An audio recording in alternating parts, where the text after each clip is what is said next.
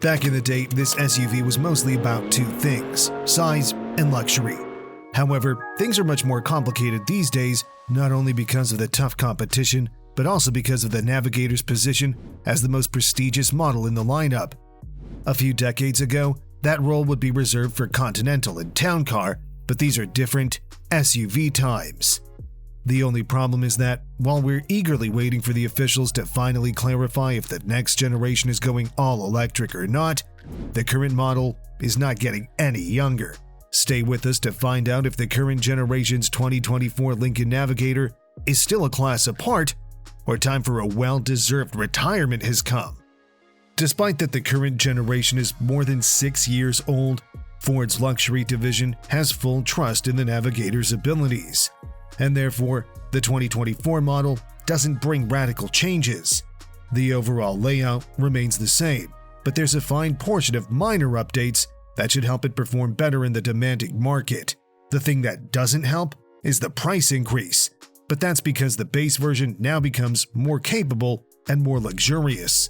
A fancy-sounding Premier trim is now used for the entry-level version with more standard equipment. Another reason for the price increase is the deletion of the rear-wheel drive version. Apparently, everyone needs a full-time four-wheel drive these days, even though most Navigator owners go off-road once in a blue moon. Another notable novelty is that all models now come with a semi-autonomous driving system called Blue Cruise, though the base version includes only a 3-month free trial rather than a 4-year subscription. Finally, the Flight Blue metallic paint is back, replacing the not-so-popular ocean blue finish. The current Navigator isn't a new model, and therefore, it sticks with familiar design solutions. Based on the mainstream Ford Expedition, it still cherishes its original truck-based nature with a body-on-frame platform. Still, let's not forget that the last redesign brought a transition to aluminum and HSS, so the current model isn't as heavy as some of its predecessors. It's hard to get away from the limitations associated with the truck-based designs. As you may presume, that primarily refers to the ride quality. Don't get us wrong, the Navigator is a very comfortable and easy-to-drive SUV, but it's not exactly a Mercedes-Benz GLS or BMW X7. Moreover, it can't keep up with domestic rivals in many aspects either. Of course, there is the benefit of independent rear suspension, but that doesn't solve the body lean that comes from a high center of gravity. Even more problematic is the way the suspension was tuned. The ride feels jittery at times, while sharp impacts and road imperfections often bring a fair portion of bouncing. Rivals like the Cadillac Escalade and Jeep Grand Wagoneer seem to deal with these issues in a much nicer fashion. Still, the old Navigator has a lot of aces up its sleeve to attract new customers. First of all, there's the matter of exterior design. Simply put, the Navigator looks classy.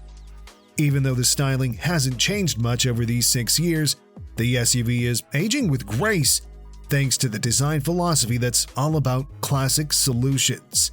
The Navigator is simple and elegant, stylish and refined. In our book, that's the winning combination, rather than all those sharp lines and over-designed elements you can see on the Escalade, or an exterior design that feels a little bit too mainstream in the case of the Grand Wagoneer.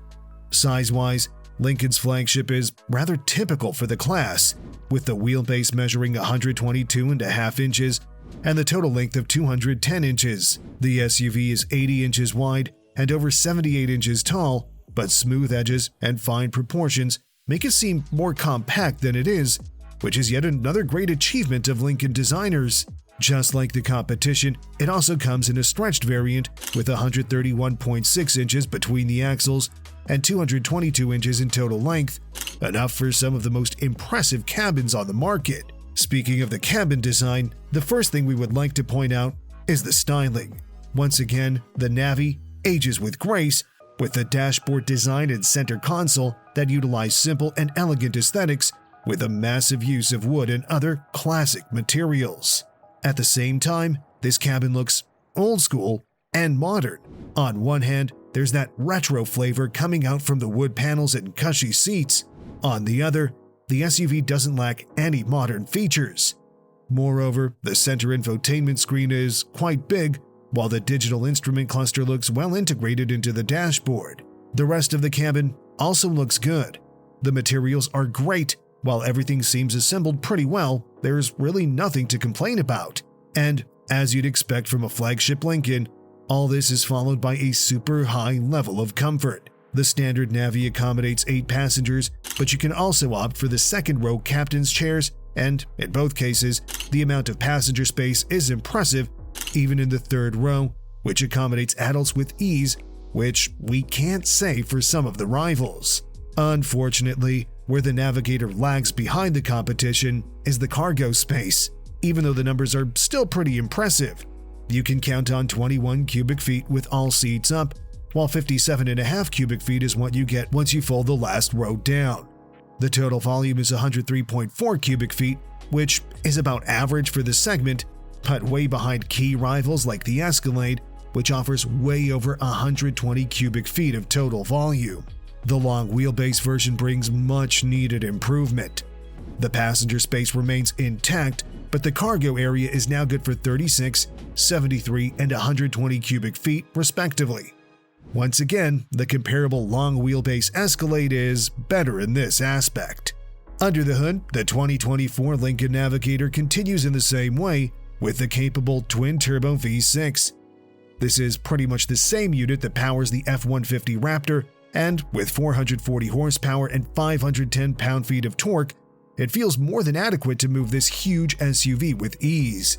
It's notably peppier than Caddy's base, naturally aspirated V8, but don't forget that the Escalade also comes with a mighty full supercharged V8 with 682 horsepower, but that's a completely different category.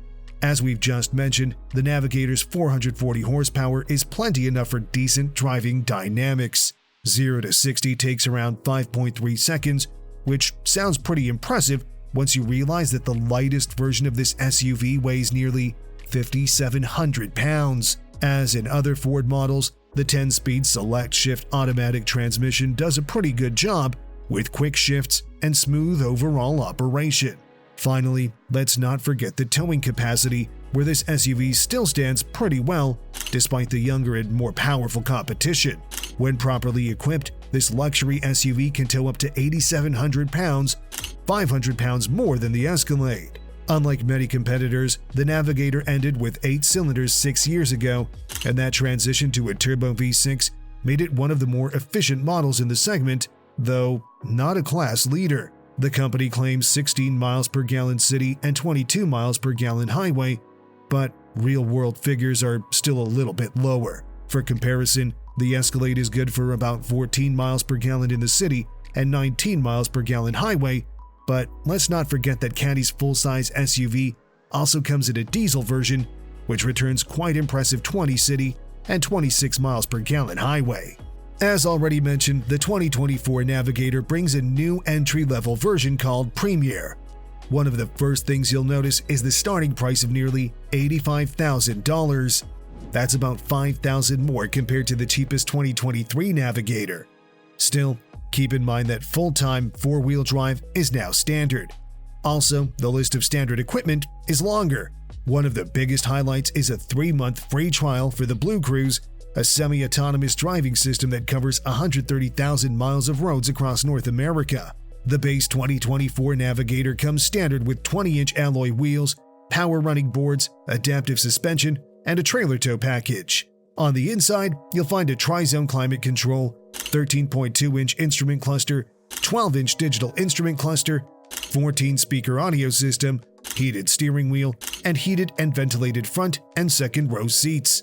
The reserve trim starts at around $97,000, and you get a lot for the extra money you pay. Some of the highlights are 22-inch wheels, illuminated power running boards, 24-way power adjustable seats, a head-up display, and many more. Also worth mentioning is that this is the lowest trim available in the stretched Navigator L version, which would cost you $3,000 extra compared to the standard wheelbase model. If you're ready to spend an additional $6,300, there's the Reserve I upgrade with an upgraded Lincoln badge, 30-way adjustable massaging seats, upgraded interior lighting, and an impressive 28-speaker audio system. The offer ends with the black label trim, available at around $113,000. First of all, this model brings several unique styling details, starting from the blacked exterior as the name suggests. Furthermore, the list of standard equipment includes a panoramic roof, as well as a whole range of different interior themes called Chalet, Yacht Club, Invitation, or Central Park. The list of standard equipment includes features from the Reserve I package, such as 28-speaker audio, 30-way adjustable massaging seats, etc. What do you think of the 2024 Lincoln Navigator? Let us know in the comments, and don't forget to subscribe. Thanks for watching, and see you next time.